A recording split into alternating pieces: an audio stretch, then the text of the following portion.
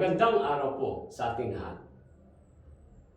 Ang paksa ng ating tatalakayin sa araw nito ay ang pagpapanumbalik ng orihinal na pamilya at kaligtasan. Ano po ba ang ibig sabihin ng pagpapanumbalik? Ang kahulugan ng salitang panunumbalik ay kaligtasan.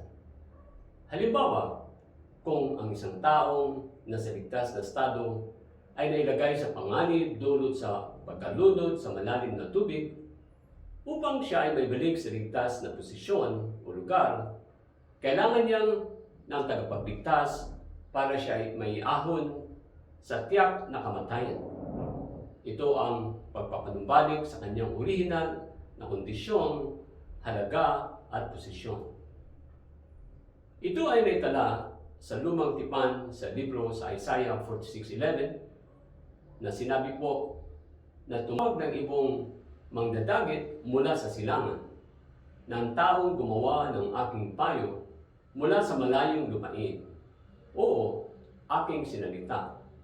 Akin naming papayayarihin, aking pinanukala, akin namang gagawin. Ang kalooban ng Diyos sa kasaysayan ay may sakatuparan ang mundong mapayapa lamang sa pagganap ng tao sa kanilang responsibilidad. Kung nakamtan nila Adan at Eva ang kanilang tungkulin na maging kaisa sa puso ng Diyos sa kanyang banal na salita, sa dakdang panahon sila ay babasbasan bilang mag-asawa at tatawaging tunay na mga magulang. Mula sa kanilang pamilya, sila ay makabubuo ng mabuting anak, mabuting pamilya, maayos na lipunan, at bansang upang magkaroon ng mundong mapayapa at matutunghayan dito sa lupa at ganoon din sa langit. Subalit, dilingid sa kaalaman ng lahat, hindi ito natupad. Dahil sa pinakinggan ng ating unang mga magulang na sina Adan at Eva, ang kaaway ng Diyos na si Satanas. Nasaksihan natin ang gulong pamilya at lipunan, masalimuot na bansa at makasalanang mundo. At dahil dito, nadadama po natin ang saklap na pamumuhay sa impyerno dito sa lupa. Matitiis pa kaya ng Ama na nasa langit ang masamang kondisyon ng kanyang mga anak? Ayon sa lumang tipan sa libro ng Isaiah 46:11, na tumawag ng ibong mangdadagit mula sa silangan, ang taong gumagawa ng aking payo mula sa malayong lupain, o aking sinalita, akin naming papangyarihin, aking pinanukala, akin naming gagawin. Malimit po nating binibigkas sa kabila ng mga masasamang pangyayari, ang kabutihan pa rin ang mangingibabaw. Ano nga ba ang kalooban ng Diyos sa kasaysayan? Sabi ng ating Panginoon, tutuparin niya ang mga plano kahit ano pa man ang mangyari. Ang salitang kaligtasan ay pagpapanumbalik. Kung ano ang hindi na sa katuparan sa kasaysayan noon, ito ang patuloy na hangaring matupad sa kasalukuyan. Ang pagbuo muli ng huwarang pamilya na nakasentro sa tunay na pag-ibig ng Diyos. Halimbawa, ang taong may malubhang karamdaman ay kailangang sumunod sa tagubilin ng manggagamot upang lubusang gumaling. Sa nawalang mabuting relasyon natin sa Diyos, ito ay higit pa sa pagpapatawad ng nagawang kasalanan upang mapanumbalik sa orihinal na halaga at kondisyon bago ang pagkakasala, at ito ay hindi simpleng proseso. Ano ang orihinal na huwaran ng Diyos? Ito ay ang may sakatuparan ang tatlong dakilang pagpapala o ang pagbabasbas.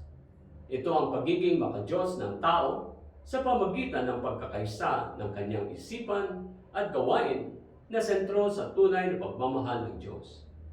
Ang pagiging tunay na magulang ni Adan at Eva na maging ganap na lalaki at ganap na babae sa tunay na pagmamahal ng Diyos. Makabubuo ng mabuting mga anak na walang kasalanang orihinal at maging lahi ng Diyos. Mula po ito sa ating masusumpungan ang mundong mapayapa sa lupa at ganun din sa langit. Dahil hindi natamo ng unang nating mga magulang ang pagiging kaisa sa Diyos na nagdulot ng pagdurusa niya, ganun din ang sangkatauhan at sanlibutan. Ito din ang naging dahilan ng pag-angkin ng kaaway ng Diyos sa kanyang mga anak at ang kanyang mga nilikha. Ang orihinal na kasalanan na nakamit ni Adan at Eva na naipasan hanggang sa kasalukuyang panahon ay nagre-resulta ng masamang kaugalian o kultura na walang kaugnayan sa pangarap ng ating Amang nasa langit. Ito din ang naging dahilan para hindi makamit ng spiritual na perfection. Ang kasalanang orihinal ng tao ay nakamit matapos di pagsunod sa salita ng Diyos o di pagmamahal sa salita ng Diyos. Minana natin sa pamagitan ng dugong lahi nila Adan at Eva na hindi sila naging tunay na mga magulang. Ang kasalanang orihinal ang naging ugat ng ating kasamaan at masasamang kaugalian. At ito rin ang umadlang sa ating pagiging taong ganap sa espiritual. Ang orihinal na plano ng Diyos ay magkaroon ng mundong mapayapa at magsisimula kina Adan at Eva sa pamagitan ng pagtataguyod ng mabuting pamilya, maayos na lipunan, maunlad na bansa, at mapayapang daigdig dito sa lupa at sa langit. Subalit, ang lahat ng ito ay nawala nung hindi nila sinunod ang utos ng Diyos. Hindi nila nakamit ang pagiging tunay na magulang na magtataguyod ng mundong mapayapa. Ang unang timen ay naitala sa kasaysayan sa pamilya ni Adan at Eva at lubhang mas naging malungkot ang Diyos dahil ang kasamaang ito ay kumalat mula sa kanilang pamilya, sa lipunan, sa bansa, at sa buong mundo. Ito ang dahilan kung bakit kailangan ng makasalanang tao ang kaligtasan o ang pagpapanumbalik sa orihinal na plano ng Diyos sa muling makamit ang tatlong pagpapala. Dahil ang unang pamilya ay naging makasalanan. Ito ang dahilan kung bakit kailangan ng bagong Adan. Ano ang misyon ni Jesus sa pangkaligtasan? Ito ay para iligtas ang lahat mula sa kanilang kasalanan. Una, sa pamagitan ng pagiging bagong Adan. Mula sa unang liham ni San Pablo para sa mga taga-Korintyo, Kabanata 15, talata 45. Gayon din naman nasusulat, ang unang taong sa Adan ay naging kaluluwang buhay. Ang huling Adan na si Jesus ay naging espiritong nagbibigay buhay. Hindi po natin lubos na ganap na naunawaan ang puso at damdamin ng Diyos dahil sa mga kasalanan ng ating natanggap mula sa ating mga unang magulang na sina Adan at Eva. Si Jesus bilang tagapamagitan ng Diyos sa tao ay nangangailangang tanggalin sa atin ang orihinal na kasalanan upang maging daan ng panghabang buhay at pagbabago ng saling lahi. Upang makarating sa kaharian ng Diyos sa langit, kailangan po muna nating may panganak ulit. Ito po ay mababasa sa aklat ni Juan sa 3:3. Sumagot si Jesus at sa kanya ay sinabi, Katotohanan sinasabi ko sa iyo, maliban ang tao ay ipinanganak na muli, ay hindi siya makakita ng kaharian ng Diyos. Sa pagtahak pabalik sa ating minamahal na Ama na nasa langit, sabi ni Jesus, kailangan nating maisilang muli. At para maisilang pumuli, kailangan po natin ang tunay na magulang. Ang ibig sabihin, may panganak muli, nangangailangan ng mga tunay na magulang. Ito ay paraan para mabago ang lahi natin mula sa lahi ni Satanas na babalik sa lahi ng Diyos.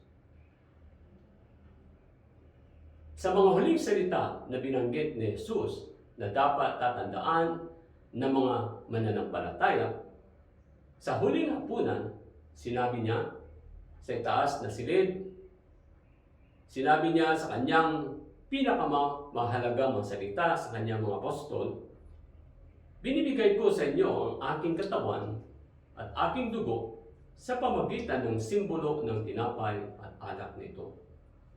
Nilanais ni Jesus na maalala siya sa pamagitan ng pagkain ng tinapay at pag-inom ng alak.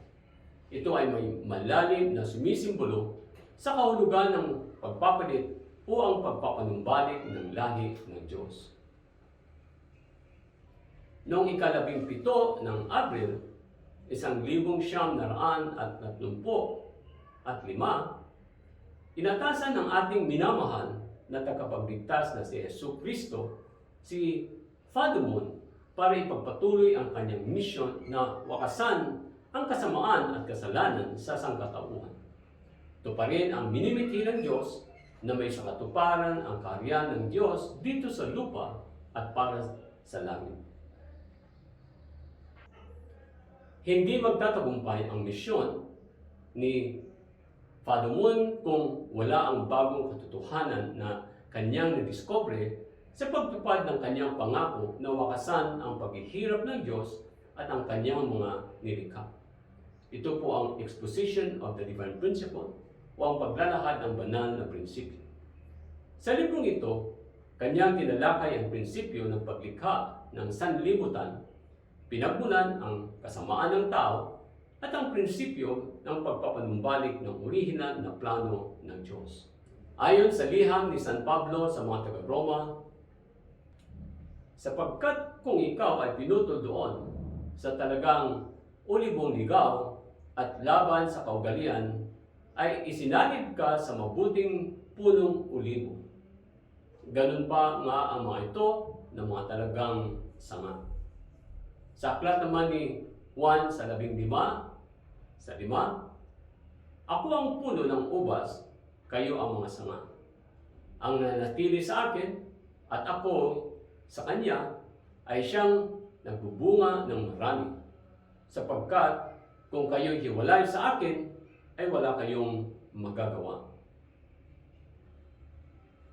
Ang mga talata na nabanggit ay nagpapaliwanag upang ating may sakatuparan ang kagustuhan ng Diyos. Kailangan nating magpasakop sa ating minamahal na tagapagligtas na si Hesus Kristo bilang tunay na magulang. Ang proseso ng pagbabalik o lipi o lahi ng Diyos ay mapangyayari sa pamagitan ng paghukbong. Ito ay paraan na hinantulad sa puno na hindi nagbibigay ng matamis na bunga. Para magbunga ng matamis ang hindi tunay na punong olibo, kailangan na putulin ang katawan ng puno at mahugpungan ng sanga galing sa tunay na punong olibo na nagbibigay ng matamis na bunga. Ang paraan ng pagpapanumbalik o kaligtasan ay magkakamtan sa pamagitan ng proseso ng pagbabayad sala.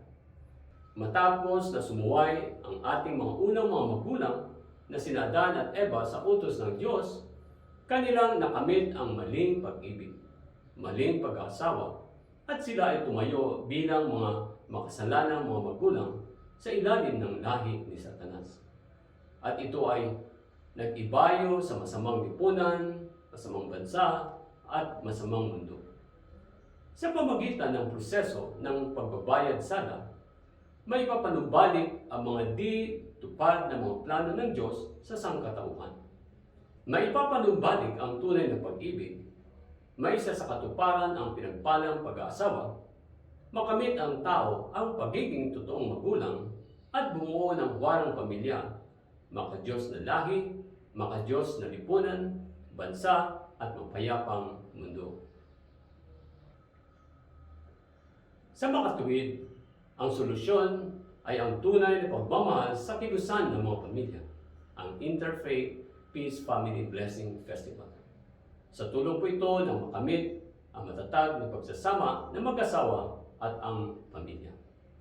Maraming salamat po.